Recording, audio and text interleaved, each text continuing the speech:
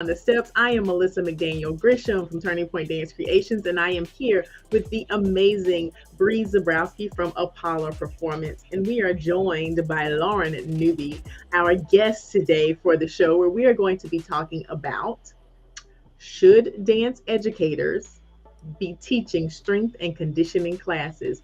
Uh-oh. Don't throw anything at the Uh-oh. screen. Uh-oh. Give us a chance. Give us a chance to have the discussion. I know that we are supposed to be able to do everything in the whole wide world under the sun. There's nothing we can't do. We can build a car, make a dress, choreograph a dance, do everything.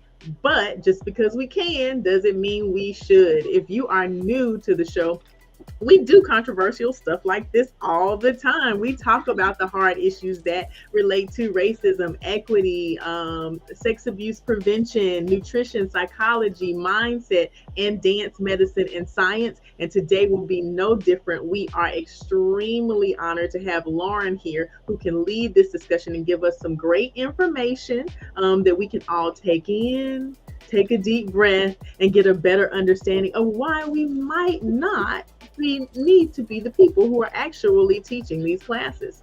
So, and by the way, if you are new to the show, and this is not just applied to dance, this is applied to performance athletes across the board. So even if you're not a dancer, the information, the evidence, the resources, all of the things that we talk about apply to you as well. So please make sure to stay tuned. Yes, make sure that you stay tuned. Call somebody, text somebody, something to somebody and tell them, tune in and watch. If you have a comment, please throw it in the comment section. We want to hear what you have to say. So I want to get started because I have a feeling this is going to be an interesting show. So Bree, why don't you tell people about Lauren? We are excited to welcome Lauren Newby. She's a dance teacher, choreographer, and physical therapist assistant in New Jersey. She graduated from Union County College with her applied associate's degree as a physical therapy assistant and works at Select Medical Sports Center of Excellence, powered by Kessler Rehab Center in Union, New Jersey. As the dance specialist for Kessler, she focuses on educational programs regarding injury prevention and rehabilitation for local studios and dance programs. Lauren is a member of TDS Plus and the lead of their Executive Education Board. She is a certified point shoe fitter through the Point Shop. Lauren is also a member of the National Dance Education Organization, NDEO. Shout out to them. Associated Dance Teachers of New Jersey, Dance New Jersey, and the American Physical Therapy Association, the Performance Arts Medicine Association, PAMA, and the International Association of Dance Medicine and Science, IADAMS. That is a mouthful, girl. You are busy. Lauren is passionate about dance education and injury prevention and hopes to pass her love for all things movement related to her students. Lauren, welcome. Thank you so much for being here. Yeah, thank you so much for having me again. I'm really excited about having this discussion today. It's going to be a good one. It's good to have you back with us. Tell us what you've been up to. I know we're all kinds of excited about 2024 and what it has in store for us. What do you have going on? You know, I've really just been kind of staying the course this last year. I've been continuing as a teacher, as a choreographer, as a physical therapist assistant.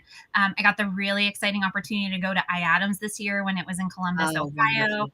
So that was a fabulous experience, really getting to connect with other dance medicine, science, and teachers and, people working in the industry. And so, just kind of keep going with that big alphabet soup that I got, just going forward. Alphabet soup is the best. And I will say, like, getting back to traveling and getting to go to these shows, as hard as it is for us to be away from our families and our kids, it is so different to be able to connect in person and have those conversations face to face and put a face with a name. So I'm really enjoying it. We're getting to travel a lot more with Apollo, just to different sectors. The AAWP and the APMA and all of those things. And it's just really fun to make those connections in person. So I feel you on that.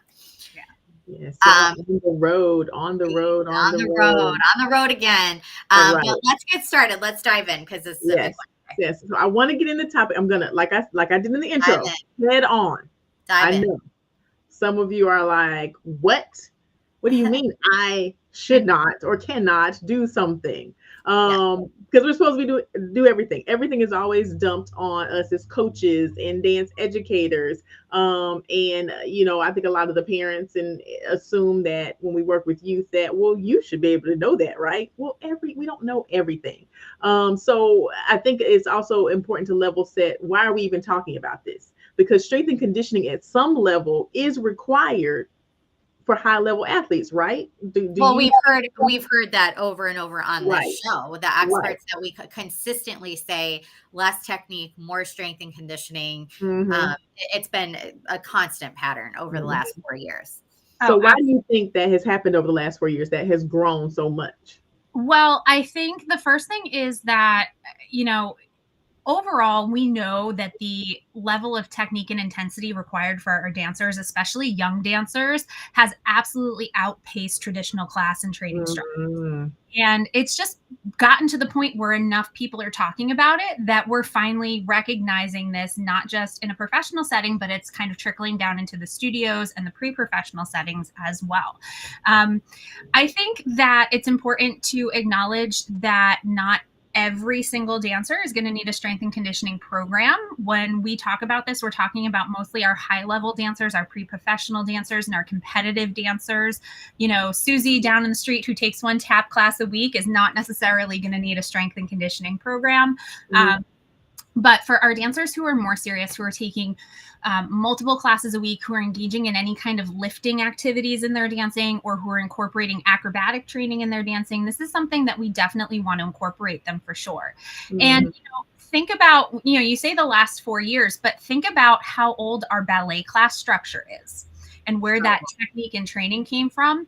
And then think about just the differences in demands on dancers in ballet from the last 20 to 30 years, right? So we have a very old traditional structure to a ballet class, and the amount of technique and things that are required from our ballet dancers in performance, even in rehearsals, outpaces that by far. So that's the easiest example to talk about because everybody has a very clear idea of what a ballet class looks like. When you take a hip hop class, every teacher does it a little bit different. When you take a jazz class, every teacher does it a little bit different. But our ballet classes are the easiest ones to look at because it has a very clear pattern. You follow a very established pattern. And then when you go on stage, you're kicking your face how many times, you're on point for how long. And it's really gotten to the point where we've outpaced these things that in order to complement the dancer, strength training really helps provide longevity and prevent acute and overuse injuries. And it's funny because this concept is not foreign in pretty much every other sport. I mean, normally I would say this information applies to performance artists and athletes across the board, but really a lot of this is so unique to dance because dance just it has that more traditionalist structure. But it hasn't evolved to incorporate those other things where gymnasts get cross training, martial artists get cross training. Like that, there's definitely like something in place. Yeah, for so long, I think dancers have clung to this idea of being an artist and have also kind of pushed away the idea of being sports-like because we want to have that ethereal feel. We want to have that artistic feel. We want to make what's on stage feel like magic. So the training process, we try to keep a little bit more quiet. We've kind of kept to ourselves. That's interesting perspective. I've never heard that before, but it's true. Yeah. I mean, you get to see a football player run to the sidelines, put his hands on his knees and gasp. But when a ballet dancer does that, you're like, oh, that's a problem, right? You're like, that's true. Look easy and it should look simple. But, within the last 15 to 20 years, dance science and the training of dancers and looking into how we train our dancers has become more important and more popular. So the research is starting to be out there. So, but haven't dancers always conditioned? I mean, when I was growing up, back in the olden days, horse and buggy, that type of thing. I didn't have strength and conditioning classes, but I felt like it was incorporated into the warm-ups and the exercises, like there was an element to it. Has dance training changed? And now we've kind of like pulled that out into a total parallel level of training, or is that different altogether, I guess, is the question. Yeah. So I think it's important that we define what strength and conditioning training we're talking about, because you're correct. absolutely. Things like crunches, push-ups, planks, clamshells, balance training, agility training. They have all been a part of a dancer's program for years and years and years, and part of that wonderful tradition. But when you think about them, they're in across the floor processes, or they're in the warm-up process, right? So they're not really designed to build strength, right? Strength training is going to take 2 to 3 times a week with some kind of resistance. They're not really designed to change the dancer's body. Those exercises that we're doing in class are something that's used to complement what we're trying to do in the center, right? What we're trying to do in our performance. So is it warming up a muscle group, right? Like, are your crunches warming you up? Is it, working on a balance piece across the floor that's designed to help your pirouettes? The things that we do inside of a technical class are something that's designed to complement the dance training. When we talk about strength and conditioning programs, we're really talking about programs that are designed to overall change the strength, conditioning, power, and agility of the dancer.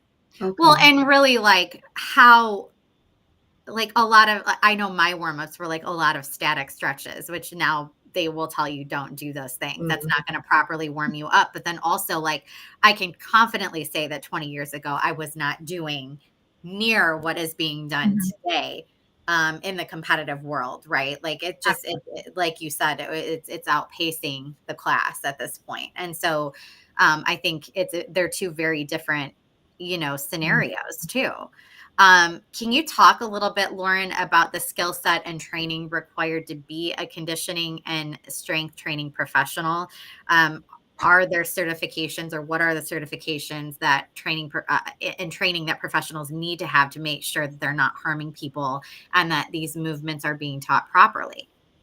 Absolutely. So there are a lot of different professionals who are licensed or certified in this area. And being licensed or certified is very important because it requires education to maintain these licenses and certifications. And like you said earlier, exercise science, when it comes to athletes, when it comes to building strength, when it comes to building power and agility, these are things that have sound evidence, science, and practices behind them. And so maintaining these licenses and these certifications helps these people to be up on their very most evidence-based practices. It's also important to find somebody that fits your needs and fits what you're trying to do. So the first one I'm going to talk about, because that's who I am, is PTs and PTAs, so physical therapists and physical therapist assistants. We are licensed and degreed professionals. We went to school for this, and we have to maintain a license with continuing education credits. And even though most people think of us working once an injury happens, a lot of our job is to identify weaknesses, identify imbalances, and then help correct those so that we can help potentially prevent injuries. What we also do is we can also look for, say if a dancer has a really great releve on demi point, but they can't quite get over on point, so they need to build strength. We can build targeted strength. We can help somebody prepare for something that they need to do. So our job is not just recovery, but also prevention.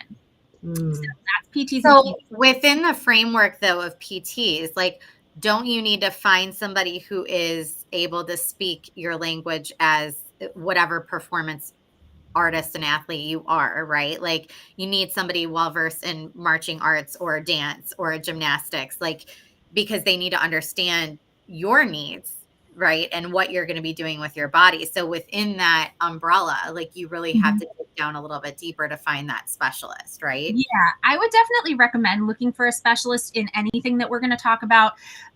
Somebody who is either interested in dance or who has a background in it. However, I think it's also important that if you find somebody that you can work with well, having that outside view is also really important. I work with 4 PTs who have no experience in dance whatsoever.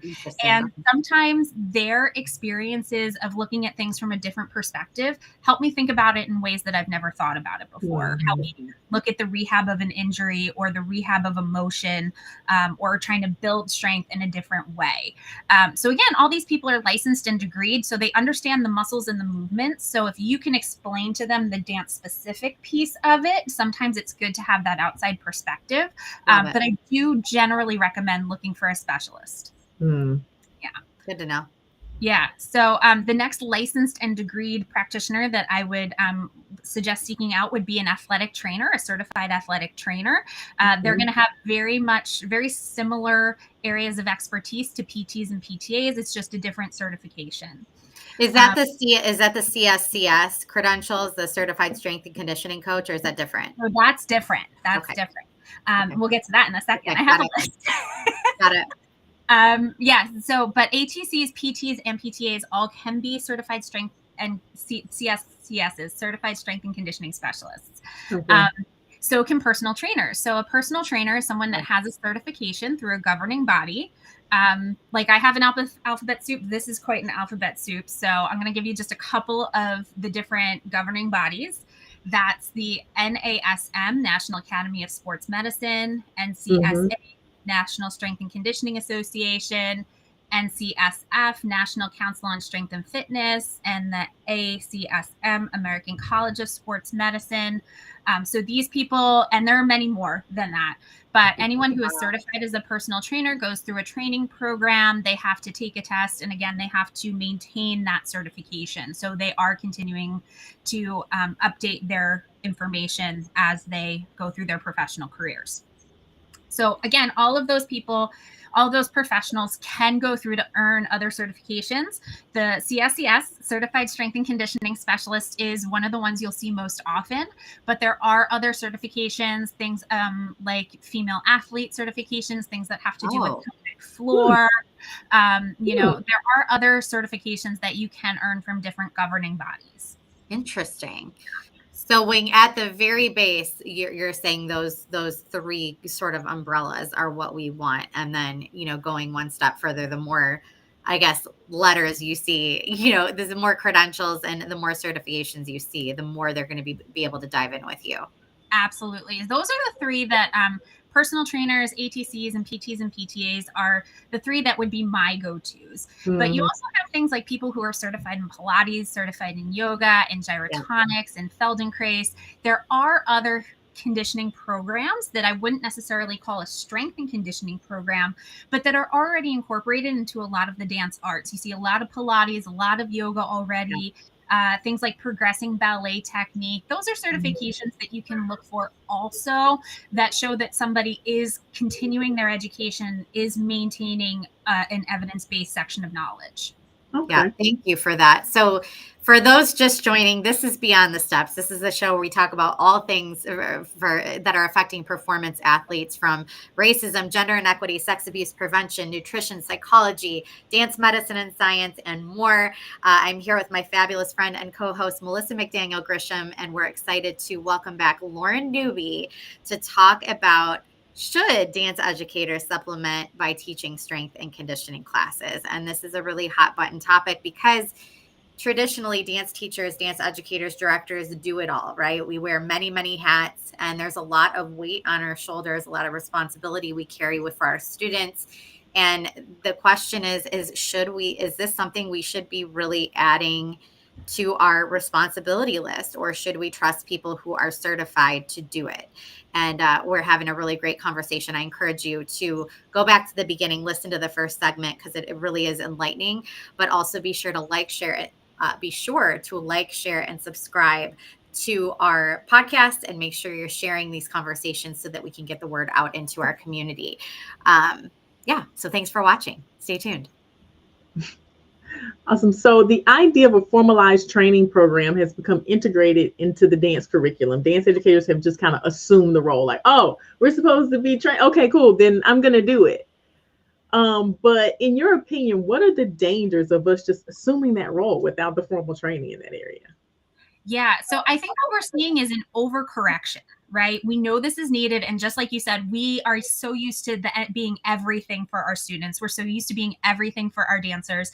And we're relying on our experience with movement. We're like, yeah, okay, we did planks, we did crunches, in my warm up 20 years ago. I can do this. Let me watch some YouTube videos. Let me use social media as a resource, because there is so much information out there. But think about it for a second. Would you hire a tap teacher to teach your ballet classes and say, just go watch some YouTube videos? No. You try, right? Oh. No. Would you trust that they're going to be able to teach you the correct technique, that they're going to be able to make good corrections, that they're going to understand the history behind it, that they're going to understand the science behind it? And in a very basic sense, that's kind of what we're doing, right? We're using social media to build programs, and we're using our history to build programs without really understanding the science behind it. And, it's really important to say, yes, social media is a wonderful resource. And I think that professional dancers sharing their workout routines has gone a long way into showing and normalizing the idea that dancers do need to strength train, that they do need to work out outside of the dance studio, and that it won't make you bulky, won't make you, uncastable, all these kind of things that we were worried about before. But we can't take a professional ballerina's workout on a BOSU and give that to our teens. Right? We can't take a social media exercise where somebody's squatting with another person on their back and give that to our preteens. Just because it looks flashy and it looks fun doesn't mean it's necessary or appropriate. And I'm going to use that one example because I was actually provided that by a mother that I was speaking to. She said her studio was doing a class and they had her child put somebody else on their back, another child on their back, and do squats. Well, that's cute and it's funny and haha, you can get some social media out of it. But what if I loaded a barbell with 100 pounds and asked your child to do squats? Right. You wouldn't.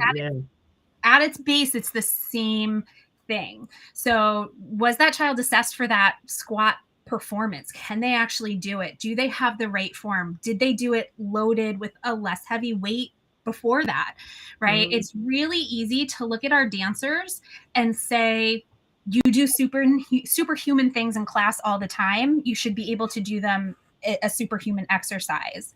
But our dancers are amazing at compensating, right? They miss the basics sometimes. They use the wrong muscles to hold their leg up. They use different muscles than they should be to do exercises all the time.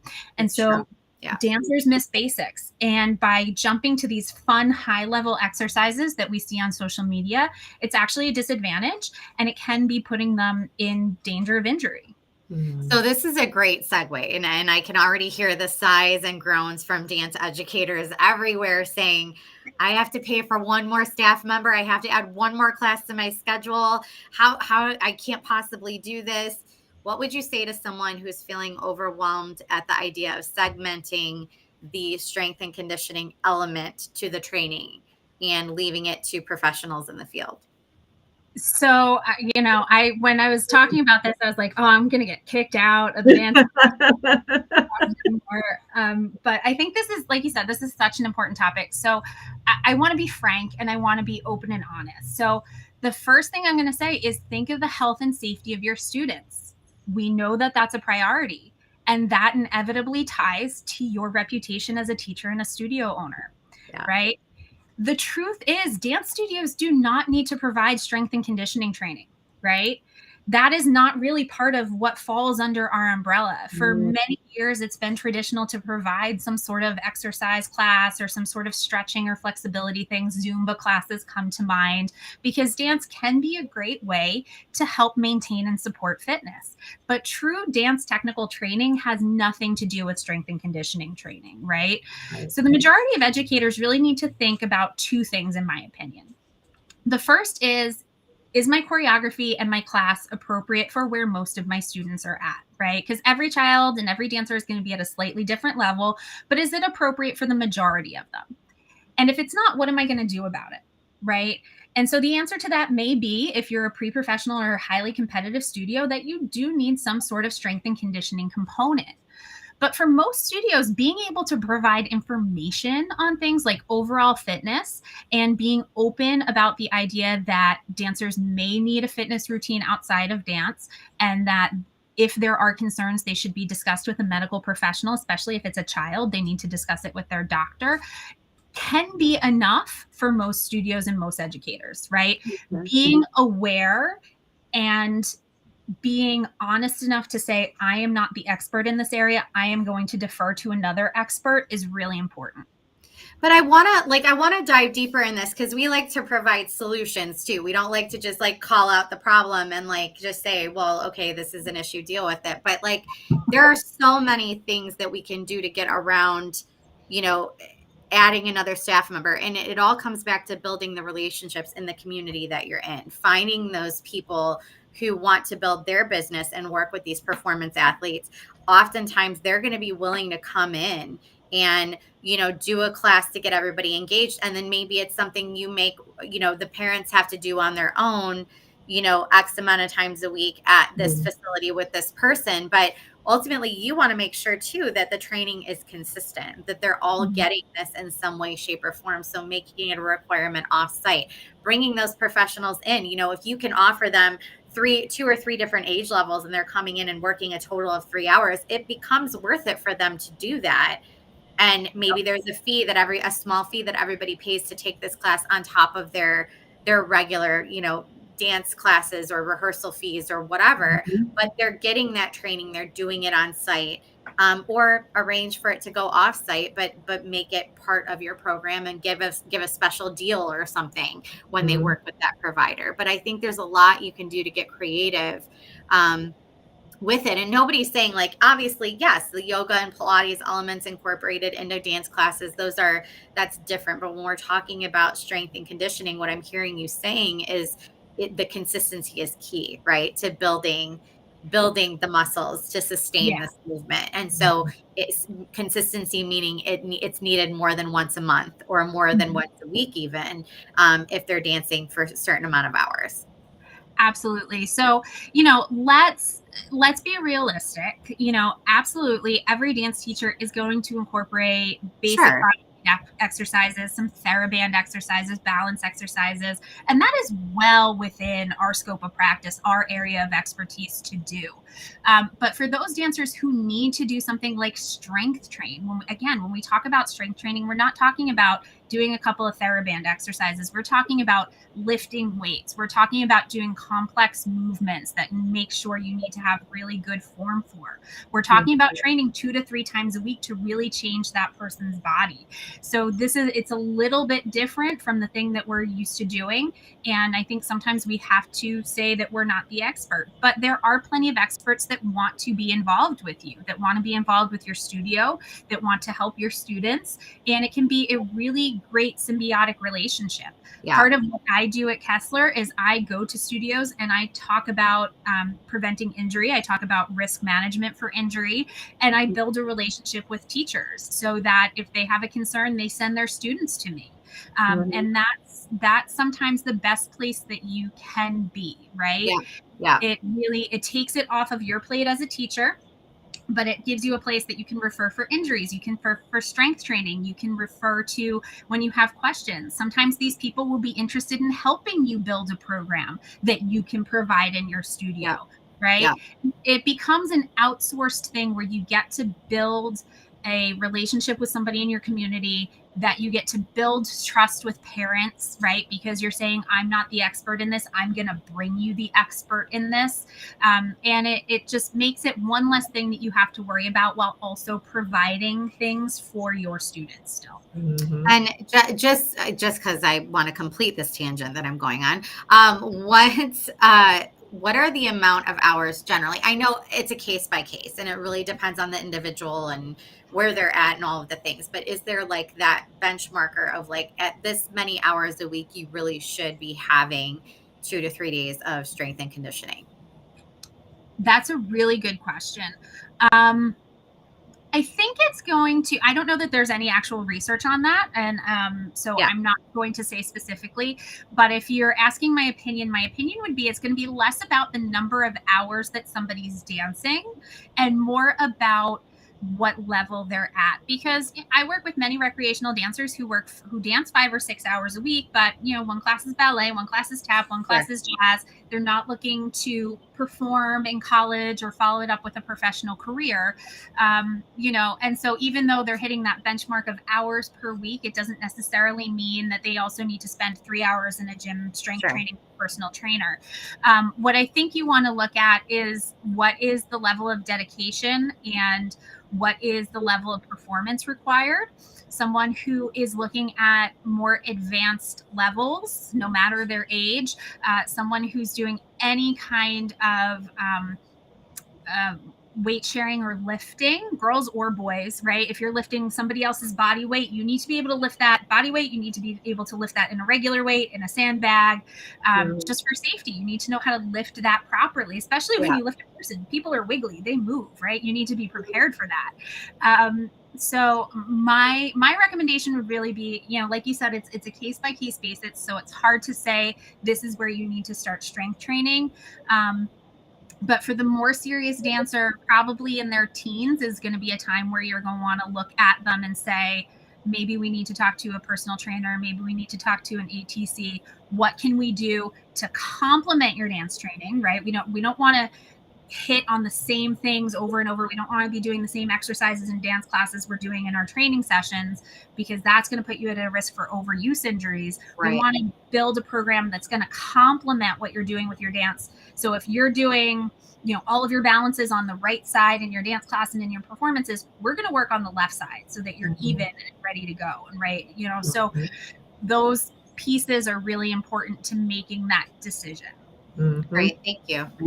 Thank you. If you are just now joining us, we are talking to Lauren Newby about, should dance educators be supplementing their teaching with strength and conditioning classes? As in, should they actually be the facilitators of these activities? If you are just joining us, you can catch the episode from the beginning, and you absolutely should, on YouTube at Apollo Performance or at TP Dance Creations. You can also invite your friends. There's still show left. We still have a bunch of questions for Lauren, so please invite them to come, watch, share this episode, comment. We want to know what you think as well. So I say all the time, just because you can do something doesn't mean you should be doing something. I say that to my son and to myself all the time. Just because, again, doesn't mean that you should. So do you think, I'm going to kind of, I was going in a different direction with this question, but I'm going to kind of massage it in another way now. There's a benefit, I think, Lauren, and you can tell me whether you agree, with taking this off of your plate, because it allows you to look at other things like your creativity, your artistry, those type of mental wellness things that you can be doing with your students when you take this off of your plate. Do you agree with that? Do you think that there's an actual benefit to, say, other than the fact that we will be passing it on to professionals who can actually do it in a way that's effective? Another benefit, added benefit. Absolutely, right? You no longer need to worry about this part. Right? That's part of it. You pass that on to a professional who knows what they're doing. You can have the conversations with them about the pieces that you're concerned about and what you're seeing in the technical class or on the technical side of it. And then you get to worry about dance, right?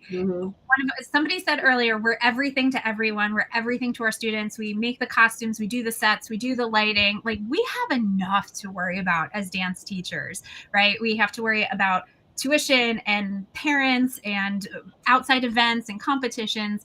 There is always so much to worry about, and trying to teach yourself a new skill and then worrying about if that skill is good enough, worrying about if it's working, worrying about if it's providing added value. That's a lot of stress on your studio, on your person, on your kind of everyday existence that you just don't need to have, right? We are experts in dance. We are experts in creating choreography. We are experts in teaching our students how to turn a step into artwork, right? So let's focus on that, right? Let's take a moment. Let's take 2024 and step back and say, I am going to be just an artist, and that's okay, right? It is okay to just be an artist. It is okay to say, I am a dance teacher. You don't have to say, I'm a dance teacher, but I also do this and I also do that. And then I have a piece of this. And, for so long, that's been part of our survival, Right. And I absolutely will acknowledge that I'm a person that does that too.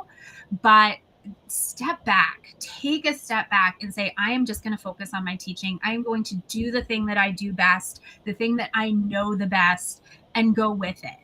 Right. Well, and so, I mean, just being honest, like, there's also that element. I think a lot of us as educators are very type A, like control. I like to have control over what is going on and know what's going on, because you take your students and they are your babies. They're feel very protective, and sometimes turning them over to somebody else is just, the idea of that is like, absolutely not. Like, I'm not doing that. That's scary. So, Well, also not farming that out, but like getting somebody else and sending them to the same person where you have that direct connection with that trainer, right? And you can find a way and come up with a way to send all your students to work with that one person. That might be ideal too, because you can still communicate your concerns.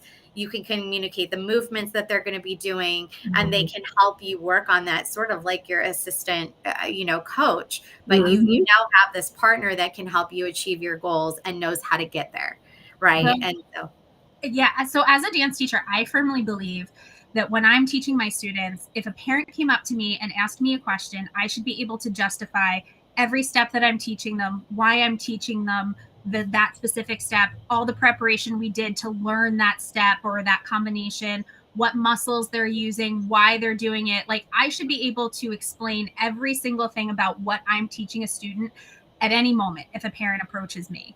And if I can't do the same for an exercise that I'm teaching in my class, I feel that it's not appropriate. Like, that's for me, that's the bar that I would use. Yeah. And so if I can't justify that, I need to really stop and think about what I'm doing. yeah. And I think that goes so much back into what you say. Like, I call my students my baby ducks. Like, I'm their mama and they're my babies, and I want to protect them and teach them and give them everything I can.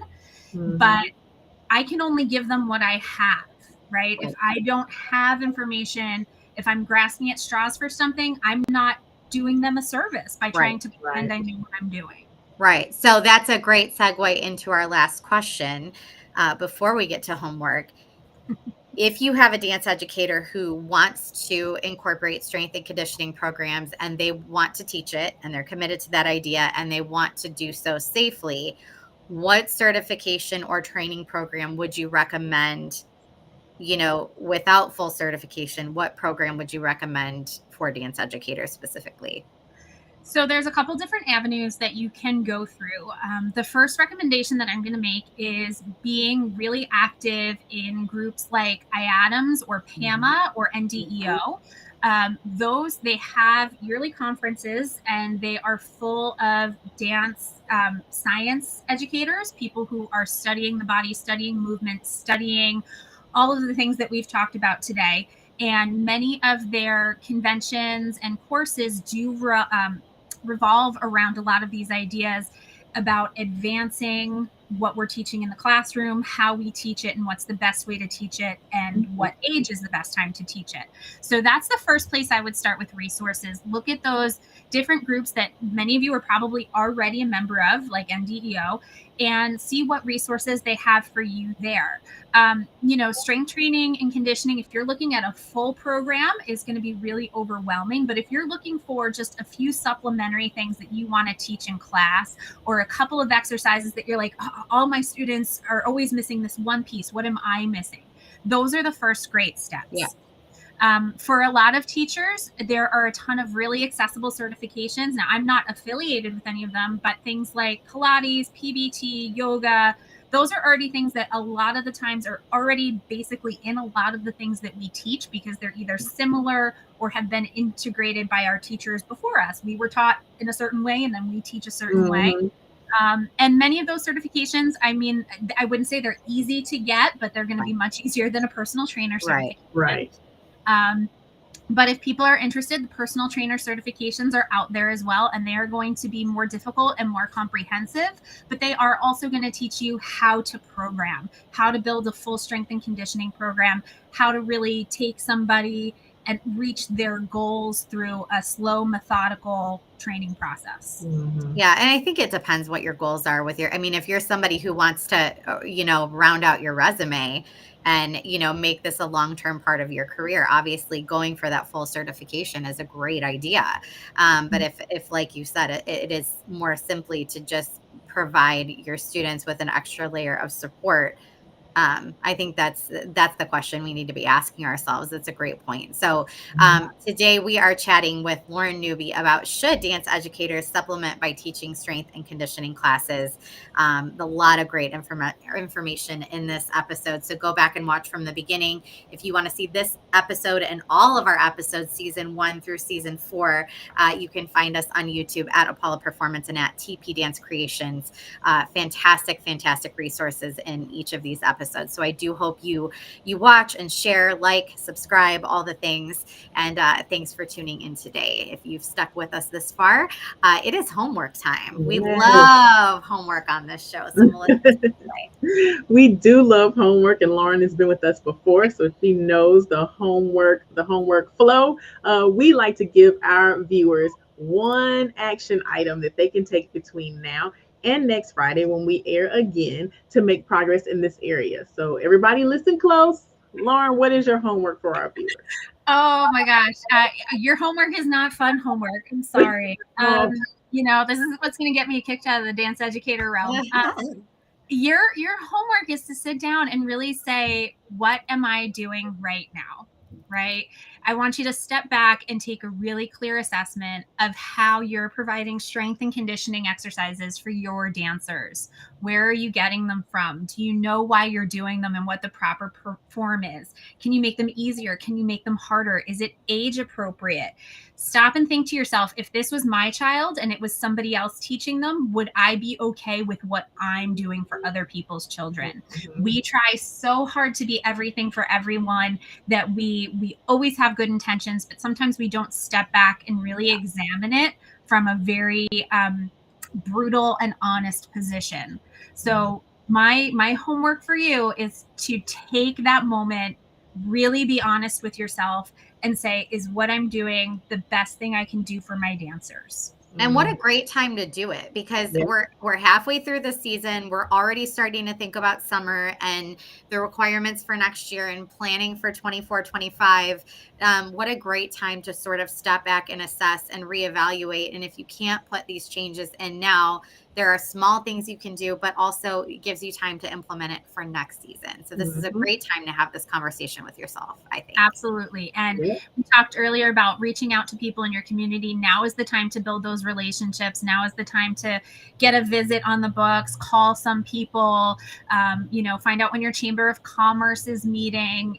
There's a lot of things that you can do now, like you said, to really plan for next season or for your summer program, to make some changes and to do things that are new and different for you.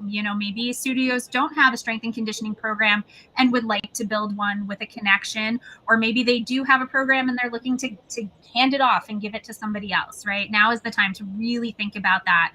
So that homework where you sit and you think sometimes is the worst kind of homework, but that's your assignment. Well, thank you for that, everybody. You have your assignment. Please go forward and think about that. We also have homework for you. It's the same homework that we give every single week, to take the STEPS initiative. It is the foundation of Beyond the Steps and where this show actually was born from, and it is totally free. There are a number of modules in there taught by professionals on racism, equity, inclusion, psychology, nutrition, mindset, sex abuse and prevention, and of course, dance, medicine, and science. So please, the link is there at the bottom of your screen. Go take that. Like I said, it is free. Invite someone to take it with you and just learn a little bit. The more you know, the better you are. We promise that. Lauren, do you do consults and things with studios and individuals? Okay, tell people how they can get in touch with you. Absolutely. So I think my Instagram handle is on there. I'm also on TikTok and YouTube. It's all the same kind of thing, at Miss Lauren Newby or at Miss Lauren N. But I work out of Kessler Rehabilitation Center in Union, New Jersey, and I am licensed to practice in New Jersey. I can we can have a discussion if your studio is outside of New Jersey, but inside of New Jersey, I can come, I can talk to you, I can talk to your students, talk to your parents, and we can really have a discussion on what this looks like for your studio and how that can work better for you. Awesome. Thank you. Everybody reach out to Lauren with any questions. She's always more than happy to answer or guide you in the right direction. That's the thing about all of our friends and experts that we've had on this show are so open to that communication. So take advantage of it. Reach out. You have people, there's an amazing amount of people in the community that love and support and want the best for dance community and that we all know and love. So reach out, utilize them, link elbows, work together. It has been another fantastic conversation. Lauren Newby, thank you so much for sharing your insight and your wisdom. We appreciate you. Thank you so much for having me and not being afraid to have these tough conversations. They're the ones we need to have the most. Oh, we love the tough conversations. We welcome them. I love it.